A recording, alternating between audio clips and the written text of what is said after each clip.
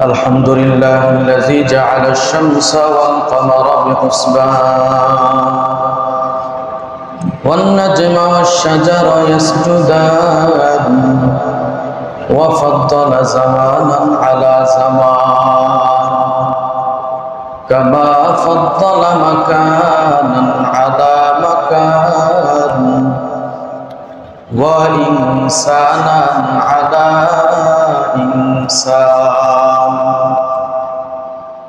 ونشهد أن لا إله إلا الله وحده لا شريك له ونشهد أن سيدنا وسندنا وحبيبنا وحبيب ربنا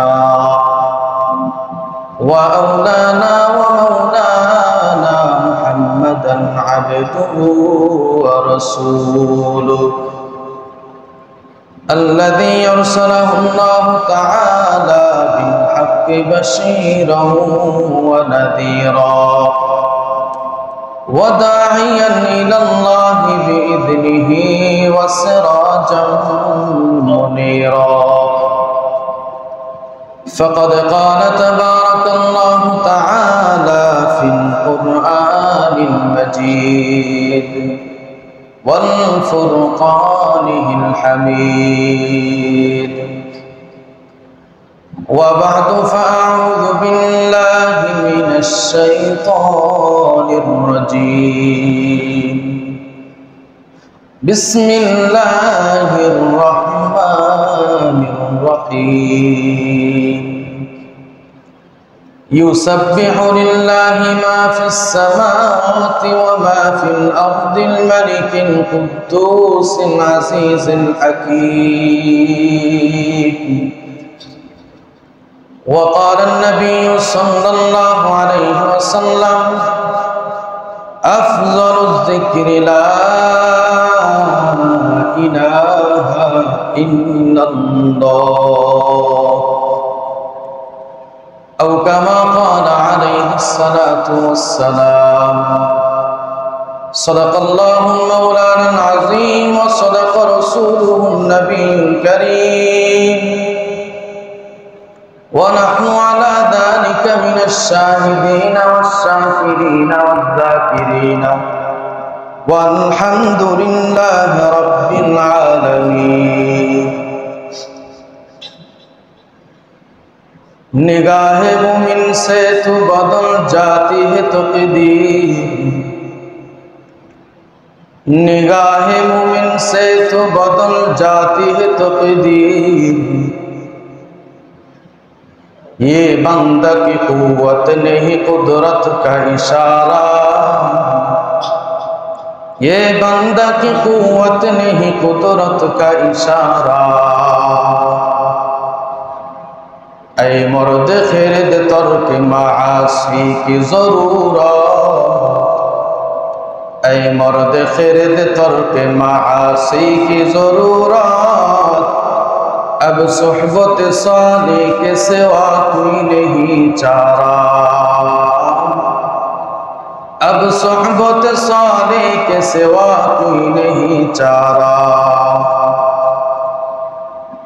मरदूद है पीछे हमें ख़ाबर नहीं लेकिन मरदूद है पीछे हमें ख़ाबर नहीं लेकिन एक वक्त में हाला के जो आमाल है सारा एक वक्त में हाला के जो आमाल है सारा मकबूल तो है साज है काबिल तो बहुत है मकबूल तो है साज है काबिल तो बहुत है ऐना के मानिंदे तो नहीं दिल तो बहुत है ऐना के मानिंदे तो नहीं दिल तो बहुत है আলহামদুলিল্লাহ মহান রব্বে করিমের দরবারে শুকরিয়া আদায় করি যে মহান রব যিনি সমস্ত কিছুর মালিক, আপনার আমার মালিক, যিনি খালেক আর আমি মাখলুক,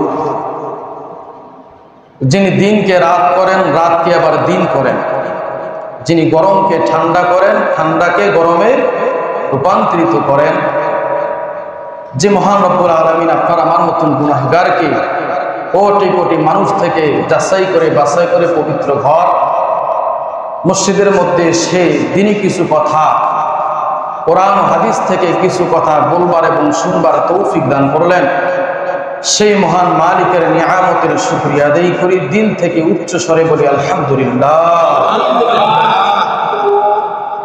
যিনাকে আল্লাহ পাক রব্বুল আলামিন তমাম জাহানের জন্য রহমত স্বরূপ প্রেরণ করেছিলেন, সেই নবীর প্রতি দরুদ প্রেরণ করি, বলি সাল্লাল্লাহু আলাইহি ওয়াসাল্লাম।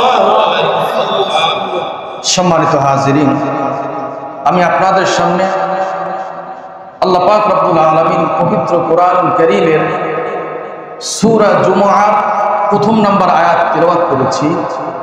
নবী করিম সাল্লাল্লাহু আলাইহি ওয়াসাল্লামের লক্ষাধিক হাদিস থেকে একটি হাদিস শরীফ পাঠ করেছি। হাদিস এবং কোরআনের আয়াতকে সামনে রেখে কয়েকটি কথা বলবার চেষ্টা করব ইনশাআল্লাহ। প্রথমত আল্লাহ পাক রব্বুল আলামিন সূরাতুল জুমআর প্রথম নম্বর আয়াতের মধ্যে আল্লাহ তাআলা মানুষদেরকে জানায় দেন,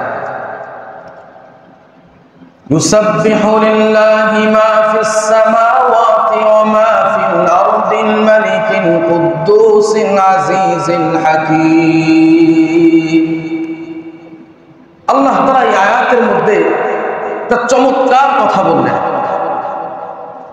আল্লাহ তাআলা বলতেছেন, বান্দা বান্দীদেরকে আল্লাহ তাআলা শুনাইতেছেন যে আমি আল্লাহ তাআলা তোমাদেরকে সৃষ্টি করলাম, দুনিয়ার জগতে তোমরা গেলে যে আল্লাহ তোমাদেরকে সৃষ্টি করলো, যে আল্লাহ তাআলা তোমাদেরকে এত এত নিয়ামত দান করলো, সে আল্লাহ তাআলাকে তোমরা আর স্মরণ করো না, আল্লাহ তাআলার নাম তোমরা নেও না। কিন্তু আল্লাহ তাআলা বলতেছেন তোমরা নাম নেও না ঠিক, কিন্তু এইটা মনে করিও না আমার নাম নেনেওয়ালা মনে হয় কোনো মাখলুক দুনিয়াতে নাই। সুবহানাল্লাহ। আল্লাহ তাআলা সূরা জুমআর প্রথম নম্বর আয়াতের মধ্যে বলেন, ইউসাব্বিহু লিল্লাহি মা ফিস সামাওয়াতি ওয়া মা ফিল আরদিল মালিকিল কুদ্দুসিল আজিজিল হাকীম। জোরে আওয়াজ করে চিৎকার দিয়ে বলি আল্লাহু আকবার, আর জোরে বলি আল্লাহু আকবার। আল্লাহ পাক রব্বুল আলামিন সূরাতুল জুমআর প্রথম নাম্বার আয়াতের মধ্যে জানায়া দিলেন, ইউসাব্বিহু লিল্লাহি মা ফিস সামাওয়াতি ওয়াল আরদ। আল্লাহ তাআলা বলেন আসমান এবং জমিনের মধ্যে যা কিছু আছে সমস্ত কিছু আল্লাহ তাআলার পবিত্রতার সাক্ষী দেয়, রব্বে কারীমের পবিত্রতার সাক্ষী দেয়, আল্লাহ তাআলার প্রশংসা করে, যিনি মহা পবিত্র এবং শক্তিশালী এবং প্রজ্ঞাময়, রাজাদের রাজা, বাদশাদের বাদশা। সুবহানাল্লাহ। আল্লাহ তাআলা বলতেছেন আসমান জমিনের মধ্যে যা কিছু তোমরা দেখতে পাও বা দেখতে পাও না এমন কোন মাখলুক, সমস্ত মাখলুক আমি রবের এরকম পবিত্রতার সাক্ষী দেয়। সুবহানাল্লাহ। সম্মানিত উপস্থিতি, তাহলে আসমান এবং জমিনে যা কিছুই আছে, গাছপালা, তরুলতা, এরকম আসমান জমিন, সূর্য, চাঁদ, চন্দ্র, যা কিছুই আছে, কুকুর, শুকর, গরু, ছাগল, ভেড়া, দুম্বা, যত মাখলুক আমরা দেখতে পাই, আমাদের দিমাগে ধরে আবার ধরে না যেগুলা, সমস্ত কিছুই কার পবিত্রতার সাক্ষী দেয়? আল্লাহ পাক রব্বুল আলামিনের পবিত্রতার সাক্ষী। তাহলে দেখতেছি আমরা কুকুরটা এমনি এমনি যাইতেছে না, বলে কুকুরটা রুকুর হালতে রব্বে কারীমের তাসবিহ পড়ে। সুবহানাল্লাহ। শুকর সবচেয়ে নিকৃষ্ট প্রাণী, বলে শুকরকে আমরা নিকৃষ্ট বলতেছি। শুকরটা দেখতেছি জমিন দিয়ে হাঁটতেছে, বলে না রুকু অবস্থায় আমার মালিকের তাসবিহ পড়ে। সুবহানাল্লাহ। সাপ, বিষাক্ত সাপ দেখলে আমরা ভয় পাই না, বলে সাপটা শুধু এমনিতে যায়, মানুষ পাইলে এরকম কামড় দেয়, বলে না সাপটা সিজদার হালতে মালিকের তাসবিহ পড়ে। সুবহানাল্লাহ। আমরা যে পাহাড় দেখতে পাই, পাহাড়টা এমনি এমনি দাঁড়ায় আছে, বলে না পাহাড়টা কিয়াম অবস্থায়, দাঁড়ানো অবস্থায় মালিকের তাসবিহ পড়ে। সুবহানাল্লাহ। তাহলে মালিকের তাসবিহ পড়া, সুবহানাল্লাহ, এটা দিল থেকে বের হওয়া। আওয়াজ দিয়ে বলেন না সুবহানাল্লাহ। আরেকবার বলেন দিল থেকে সুবহানাল্লাহ। তাহলে এইটার দাম কেমন যখন মালিকের নাম নেওয়া হয়। এই মুসলমান ইমানদারের দিল তখন কাঁপতে থাকে, ভীত সন্তুষ্ট হয়ে যায়, হ্যাঁ মালিকের নাম নেওয়া হয়েছে। এটা আমার কথা না, রব্বে কারীম সূরা আরাফের মধ্যে জানায়। আল্লাহ রাব্বুল আলামিন বলেন, ইন্নামাল মুমিনুনা আল্লাযীনা ইযা যুকিরাল্লাহু ওয়াজিলাত কুলুবুহুম ওয়া ইযা তুলিয়াত আলাইহিম আয়াতুহু যাদাতুহুম ঈমানা। আল্লাহ রাব্বুল আলামিন বলেন, নিশ্চয়ই যারা মুমিন, ইন্নামাল মুমিনুনা, নিশ্চয়ই যারা মুমিন, ইযা যুকিরাল্লাহ, তাদের সামনে যখন আল্লাহ তাআলার নাম নেওয়া হয়, আল্লাহ তাআলার জিকির করা হয়, ওয়াজিলাত কুলুবুহুম, তাদের দিলগুলা ভয়ে কাঁপতে থাকে, থরথর করে কাঁপে, হায় মালিকের নাম নেওয়া হয়েছে, মহান মালিকের নাম আমার সামনে উচ্চারিত হয়েছে। ওয়া ইযা তুলিয়াত আলাইহিম আয়াতুহু যাদাতুহুম ঈমানা, আল্লাহ তাআলা বলেন মুমিনদের সামনে যখন আমি আল্লাহ পাকের কোরআন তেলাওয়াত করা হয়, আমার আয়াতগুলো যখন তাদের সামনে বলা হয়, জান্নাতের আয়াত যখন তাদের সামনে বলা হয়, জাহান্নামের করুণ কাহিনী যখন তাদের সামনে বলা হয়, আল্লাহ পাক রব্বুল আলামিন বলেন কোরআনুল কারীমের তেলাওয়াত যখন কোন মুমিনের সামনে করা হয়, ওই মুমিনের ঈমান শুধু বাড়তেই থাকে, বাড়তেই থাকে। সুবহানাল্লাহ। তাহলে মুমিনদের সামনে আল্লাহ তাআলার জিকির করা হলে জিকির বলা হয়। এই যে আমরা কথা আমি বলতেছি, আপনারা শুনতেছেন কোরআন হাদিসের কথা, এটাও জিকির, আল্লাহ তাআলার প্রশংসা, আল্লাহ তাআলার নাম নেওয়া হচ্ছে। আবার সুবহানাল্লাহ, আলহামদুলিল্লাহ, আল্লাহু আকবার, লা ইলাহা ইল্লাল্লাহ, এই তাসবিহগুলো পাঠ করাও আল্লাহ তাআলার জিকির, আল্লাহ তাআলার স্মরণ। নবী আলাইহিস সালাতু ওয়াস সালাম বলেন, মান ক্বালা লা ইলাহা ইল্লাল্লাহ বাদাল মাউতি দাখালাল জান্নাহ। সুবহানাল্লাহ বিহামদিহি। আল্লাহ রাসূল বলেন, কোন ব্যক্তি যদি লা ইলাহা ইল্লাল্লাহ জিকির করে, এই ব্যক্তি মৃত্যুর পরে পরেই তাকে জান্নাতে প্রবেশ করানো হবে। সুবহানাল্লাহ। তাহলে তাসবিহগুলোর দাম আছে কি নাই? সম্মানিত উপস্থিতি, এরকম হাদিসের মধ্যে আসছে, আল্লাহ রাসূল সাল্লাল্লাহু আলাইহি ওয়াসাল্লাম হাদিসের মধ্যে বলেন, আন আবি সাঈদ খুদরি রাদিয়াল্লাহু তাআলা আন আন্না রাসূলুল্লাহ সাল্লাল্লাহু আলাইহি ওয়াসাল্লাম সুইলা আইয়ুল ইবাদি আফজালু দারাজাতান ইনদাল্লাহি ইয়াউমাল কিয়ামাহ। হযরত আবু সাঈদ খুদরি রাদিয়াল্লাহু তাআলা আনহু নবী করিম সাল্লাল্লাহু আলাইহি ওয়াসাল্লামকে জিজ্ঞাসা করলেন, তিরমিজি শরীফের 3376 নম্বর হাদিসে আবু সাঈদ খুদরি রাসূলকে জিজ্ঞাসা করলেন, তিনি বলেন রাসূলকে জিজ্ঞাসা করা হইল, ইয়া রাসূলুল্লাহ, কাল কিয়ামতের ময়দানে আল্লাহ পাক রব্বুল আলামিনের কাছে সবচেয়ে উত্তম বান্দা বান্দি কারা হবে, সম্মানের পাত্র কারা হবে? আল্লাহ রাসূল সাল্লাল্লাহু আলাইহি ওয়াসাল্লাম জবাব দিয়ে বললেন, আয-যাকিরুনাল্লাহ আয-যাকিরিনাল্লাহ কাসীরা। নবী করিম সাল্লাল্লাহু আলাইহি ওয়াসাল্লাম বলেন, যেই বান্দা বান্দিরা দুনিয়ার জিন্দেগিতে আল্লাহ পাক রব্বুল আলামিনের জিকির বেশি বেশি করছে, জিকির দ্বারা তার জবানটাকে তরুতাজা রাখছে, কাল কিয়ামতের ময়দানে অন্য অন্য মানুষদের চাইতে জিকির করনেওয়ালা ব্যক্তির সম্মান আল্লাহ তাআলার কাছে উঁচু মাকামে চলে যাবে। নবী করিম সাল্লাল্লাহু আলাইহি ওয়াসাল্লাম বলেন, খুল্লাতানি, দুইটা মুসলমানদের অভ্যাস। কয়টা মুসলমানদের অভ্যাস? দুইটা। লাম ইয়ামাল বিহিমা আব্দুল মুসলিমুন, মুসলমান এই কাজগুলো করবে না। রাসূল বলতেছেন দুইটা মুসলমানদের অভ্যাস, কিন্তু মুসলমান এই কাজগুলো করবে না। হ্যাঁ, ইল্লা দাখালাল জান্নাহ, যদি করে। আল্লাহ রাসূল বলতেছেন, কথাটা আবার বুঝেন, লাম ইয়ামাল বিহিমা আব্দুল মুসলিমুন, কোন মুসলমান এই দুইটা কাজ করবে না, ইল্লা দাখালাল জান্নাহ, যদি এই দুইটা কাজ করে ফেলে তাহলে আল্লাহ তাআলা সঙ্গে সঙ্গে তাকে জান্নাত দান করে দিবে। এক নম্বর আমল, শিখেন আমল, যারা 5 ওয়াক্ত নামাজ আদায় করি, প্রধানত 5 ওয়াক্ত নামাজ আদায় করতে হবে কি হবে না? আমলগুলা করার শর্তটা কি ভাই বলেন? আমি যে আমলগুলার কথা বলবো, যে ভাই নামাজের পরে এই আমলগুলা করিয়েন, তা আপনি যদি নামাজই না পড়েন আমল তো করতে পারলেন। এই জন্য 5 ওয়াক্ত নামাজ পড়বো তো ইনশাআল্লাহ। দুনিয়ার জিন্দেগি বড় ধোঁকা, দুনিয়ার জিন্দেগি বড় ধোঁকা।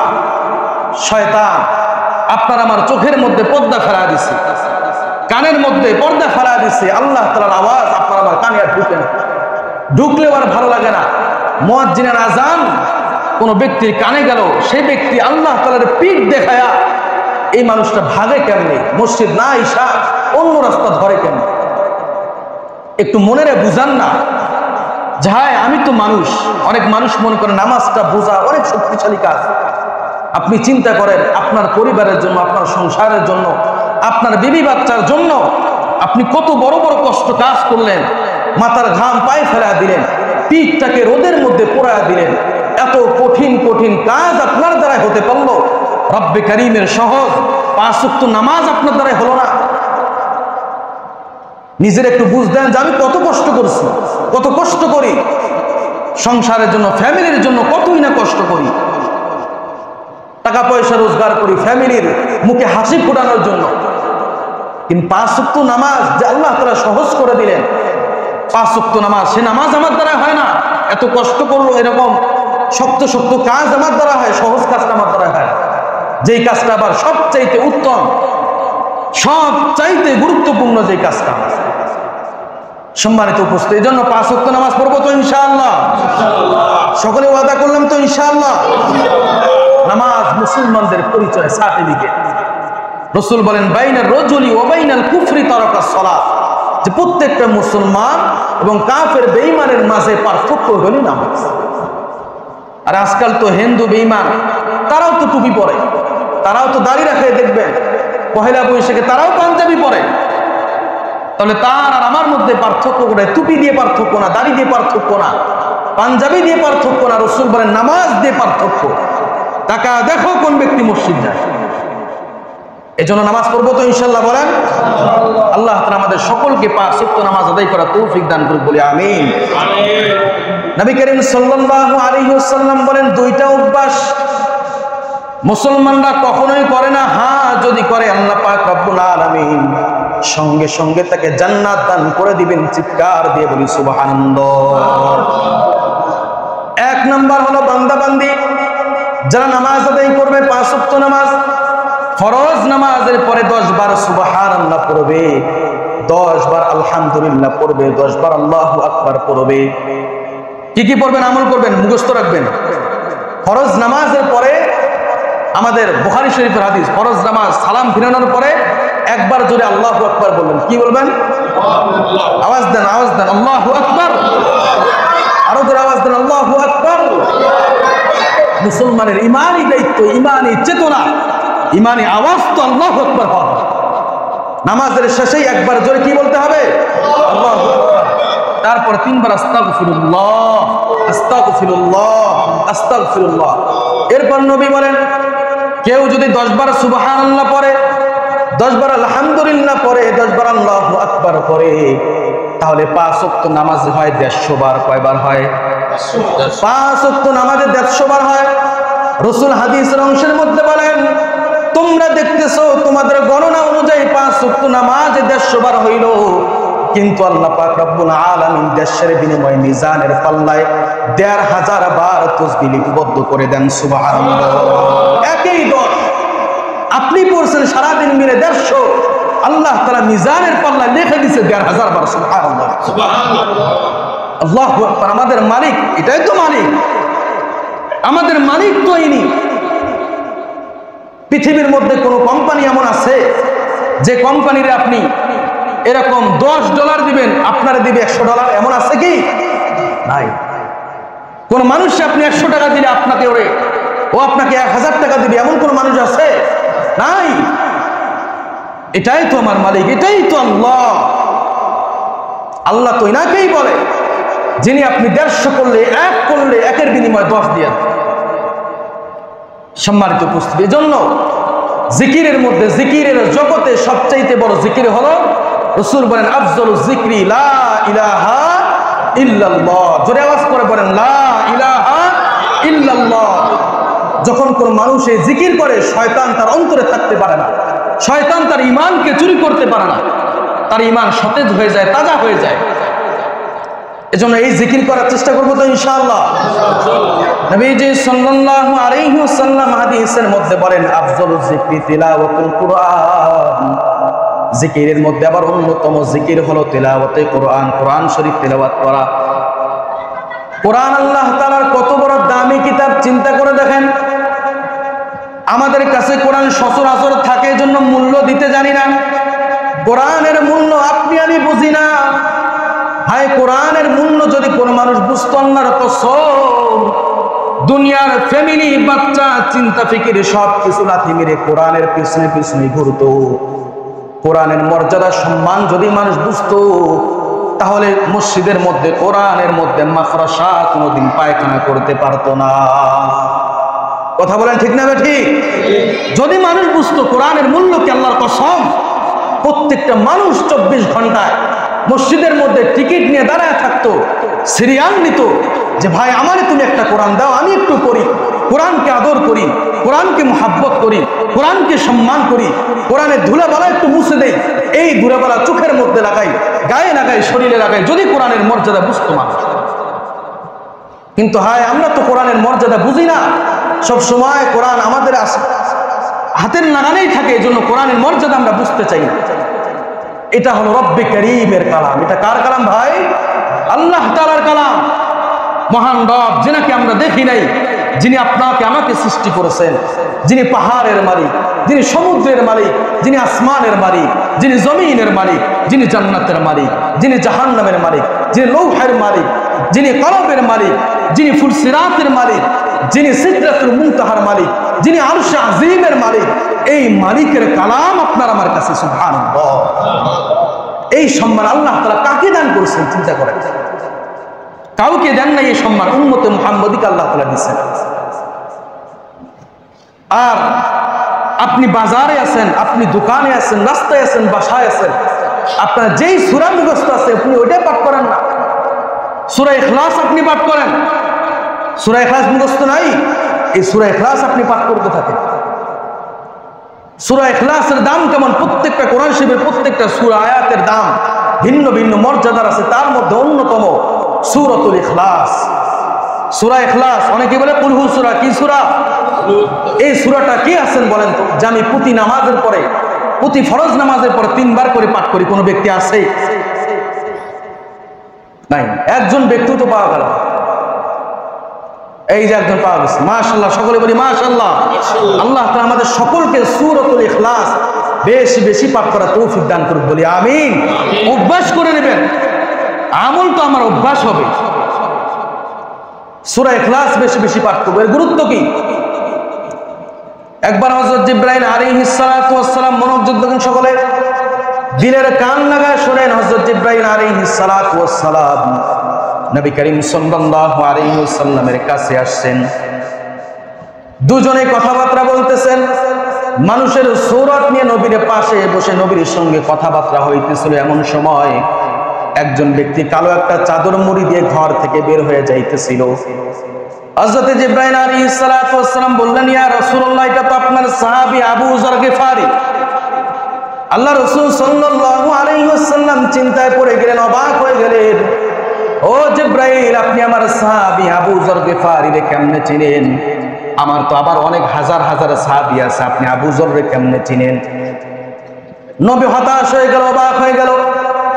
জিবরাইল আলাইহিস সালাতু ওয়াস সালাম বললেন, ও নবী, আপনার সাহাবী আবু যর গিফারিরে শুধু আমি জিবরাইল চিনি তেমনটা নয়। আল্লাহ পাক রব্বুল আলামিন আসমান জমিনের মধ্যে যত কোটি কোটি ফেরেশতা সৃষ্টি করেছেন, সমস্ত ফেরেশতা আপনার সাহাবী আবু যর গিফারিরে চিনে। সুবহানাল্লাহ। আল্লাহ তাআলা শুধু আমি নয়, আল্লাহ তাআলা যত কোটি কোটি ফেরেশতা নাযিল করেছেন, সৃষ্টি করেছেন, সমস্ত ফেরেশতার মাঝে আপনার সাহাবী আবু যর গিফারি বড় পরিচিত। আল্লাহু আকবার। সমস্ত সাহাবীদের মধ্যে ইনি পরিচিত। রাসূল অবাক হয়ে গেলেন, কেন কেন কি আমল করেছে আমার সাহাবী আবু যর? কি এমন আমল তার আছে যার কারণে আপনিও চেনেন? আল্লাহ তাআলার সমস্ত ফেরেশতাগণ আমার সাহাবী আবু যরকে চিনে, কি এমন তার আমল? হযরত জিবরাইল আলাইহিস সালাতু ওয়াস সালাম বললেন, 2টা আমলের কারণে সমস্ত ফেরেশতার কাছে তিনি পরিচিত। কয়টা আমল? আওয়াজ দেন, কয়টা আমল? এক নাম্বার হলো লিসিগারি আলা নাফসিহি। আপনার সাহাবী আবু যর গিফারি প্রথম নাম্বার আমল হলো সব সময় নিজেকে ছোট মনে করে, অন্যকে বড় মনে করে, নিজেকে তুচ্ছ মনে করে, অন্যকে বড় মনে করে। এখন আমাদের হালত, আমি সবচেয়ে বড়, সব দিক থেকে বড়, শুধু আমি বড় না, সব দিক থেকে আমি বড়, পারফেক্ট। জিবরাইল আলাইহিস সালাতু ওয়াস সালাম বলতেছেন আপনার সাহাবী আবু যর লিসিগারি আলা নাফসি, নিজেকে ছোট মনে করে, সে মনে করে আল্লাহ পাক রব্বুল আলামিন যদি জাহান্নাম বানায় থাকে তো আমার জন্যই বানাইছে, আর কারো জন্য বানায় নাই। দ্বিতীয় নাম্বার আমল হলো নবী কুরআনুল কারীমে এমন একটা সূরা আছে, নাম হলো সূরা ইখলাস। যেই সূরা ইখলাসের ফজিলত আল্লাহ তাআলা জানা দিয়েছে, কোন মানুষ যদি দুনিয়ার জিন্দেগিতে একবার সূরা ইখলাস তিলাওয়াত করে তাহলে আল্লাহ তাআলা তার আমলনামায় কোরআনের 10টা পারা পড়বার সওয়াব তার আমলনামায় দান করে দেয়। যদি 2 বার পরে 20 পারা কোরআন পড়ার সওয়াব দান করে দিবে। নবী বলছেন এক বসনায় যদি 3 বার সূরাতুল ইখলাস তিলাওয়াত করে আল্লাহ পাক রব্বুল আলামিন তার আমলনামায় 1 খতম কোরআনের সওয়াব দান করে দিবে। হযরত জিবরাইল বলে, নবী গো, আপনার এই সাহাবী আবু যর গিফারি এমন একজন ব্যক্তি যার জিন্দেগিতে তিনি এতবার সূরা ইখলাস পাঠ করেছেন, তেনার আমলনামায় এতবার কোরআন খতমের সওয়াব লেখা হয়েছে যা আপনার অন্য কোন সাহাবীর আমলনামায় এত কোরআনের সওয়াব নাই। এজন্য আল্লাহ তাআলার কাছে এই 2টা আমল এত প্রিয় হয়ে গেছে, নিজেকে ছোট মনে করেন, নিজেকে তুচ্ছ মনে করেন, আর সূরাতুল ইখলাস তিনি সব সময় পাঠ করেন। এজন্য আল্লাহ তাআলার স্পেশাল বান্দার মধ্যে তিনি নিযুক্ত হয়ে গেছেন। আল্লাহ তাআলা তিনার নামটা সমস্ত ফেরেশতার সামনে এরকম প্রশংসার সঙ্গে বলছেন, সুবহানাল্লাহ। এজন্য আমরা সূরা ইখলাসের আমল করব তো ইনশাআল্লাহ, সকলেই করব তো ইনশাআল্লাহ। সম্মানিত উপস্থিতি, এখন আসেন নামাজের পর আমরা যে তাসবিহগুলো পাঠ করি, আলহামদুলিল্লাহ, সুবহানাল্লাহ, আল্লাহু আকবার, ছোট্ট একটা ঘটনা বলেই শেষ করে দিব যে সুবহানাল্লাহর গুরুত্ব, ফজিলত কি, সুবহানাল্লাহর অর্থ কি ভাই? যে আল্লাহ তুমি বড় মহান, তুমি বড় পবিত্র। আল্লাহ তাআলা কি পবিত্র? আওয়াজ দেন, আল্লাহ তাআলা কি পবিত্র? আল্লাহ তাআলা সমস্ত খারাপ গুণ থেকে, সমস্ত জিনিস থেকে ঊর্ধ্বে পবিত্র। সম্মানিত ভাইরা আমার, হযরত ইউসুফ আলাইহিস সালাতু ওয়াস সালাম তিনি মিশরের কি ছিলেন? খাদ্যমন্ত্রী। কি ছিলেন? খাদ্যমন্ত্রী। আল্লাহ তাআলা চাইলে কি নাই করতে পারেন। তিনি মিশরে ঢুকছেন গোলাম হয়ে, মিশর থেকে বের হয়েছেন সুলতান হয়ে, সুবহানাল্লাহ। ইউসুফ আলাইহিস সালাতু ওয়াস সালাম যখন খাদ্যমন্ত্রী হয়েছেন, তিনি দুর্ভিক্ষ চলতেছে মিশরে, তিনি খাবার বন্টন করতেছেন, সুন্নত মোতাবেক যেন খাবার বেঁচে যায় এরকম সংরক্ষণ থাকে। এক সময় কি হলো, ইন্না রাজুলান মিসকিনান, একজন ফকির ব্যক্তি ইউসুফ আলাইহিস সালাতু ওয়াস সালামের সামনে চলে আসে। এবার ফকির ওই মিসকিন ব্যক্তিকে 3 কেজি গম দেওয়া হলো। 3 কেজি কি দেওয়া হলো? গম দেওয়া হলো। এবার সেই ফকির বলতেছেন, ইউসুফ আলাইহিস সালাতু ওয়াস সালাম বলতেছেন, আতিনি আতিকাল্লাহ, হে নবী ইউসুফ, আপনি আমাকে আরো কিছু দান করেন আপনার ক্ষমতার বলে। মানে উনি খাদ্যমন্ত্রী, আপনার খাদ্যমন্ত্রীর ক্ষমতার বলে আমার আরো কিছু আপনি দান করেন। ইউসুফ আলাইহিস সালাতু ওয়াস সালাম দেখতেছেন লোকটা ফকির, মিসকিন, গরিব মানুষ। এবার এই খাদেমকে বলতেছেন, তুমি তাকে আরো কিছু দান করে দাও। আরো 3 কেজি দান করা হলো। আল্লাহর বান্দা আরো চাইতেছেন, আরো দান করেন, আবার দান করা হলো। একে একে 9 কেজি দান করা হয়েছে। 9 কেজি গম ওই ব্যক্তিকে দেওয়া হয়েছে। এবার আবার চাওয়ার পরে খাদেম ইউসুফ আলাইহিস সালাতু ওয়াস সালামকে বিচার দিছে, নবী ইউসুফ, এই ব্যক্তিকে যদি 9 কেজি দেওয়া হলো, আরো চাইতেছে, আরো যদি দেই বাকি লোকগুলা কি খাবে? নবী ইউসুফ সুন্দর করে শোনা দিলেন, শোনো, তোমাকেই যদি 9 কেজি দেওয়া হয়, আরো যদি বাড়তি দেওয়া হয়, তাহলে বাকি লোকগুলো কিভাবে চলবে? বাকি লোকদেরকে আমি কিভাবে দিব? এবার এই গরিব যুবক বলতেছে ইউসুফ আলাইহিস সালাতু ওয়াস সালামকে, শোনেন, আমার পরিচয় যদি আপনি জানতে পাইতেন, আনা, আমি কোন ব্যক্তি, তাহলে আমি যতবার আপনার কাছে গম চাইতাম আপনি ততবার আমাকে দিতেই থাকতেন। সুবহানাল্লাহ। নবী ইউসুফ তো অবাক হয়ে গেলেন, কে ব্যক্তি তুমি? কোন ব্যক্তি তুমি? আমার কাছে চাইলে আমি তোমাকে দিতেই থাকতাম, তোমার পরিচয় কি? সেইবার বলতেছে, শোনেন, আনা শাহিদতু লাকা বিল বারাআ মিন তুহমাতি যুলাইখা, আল্লাহু আকবার কাবীরা। এই যুবক বলতেছে, নবী ইউসুফ শোনেন, আমি সেই ছোট্টবেলার দুলনায় থাকা শিশুটা যখন জুলাইখা আপনার বিরুদ্ধে জিনার তহমত দিয়েছিল, আল্লাহ তাআলার হুকুমে দোলনাথ থেকে আমি শিশু একদিনের বাচ্চা, আল্লাহ তাআলা আমার জবান খুলে দিয়েছে, আমি দোলনাথ থেকে আপনার পবিত্রতার সাক্ষী দান করেছি। সুবহানাল্লাহ।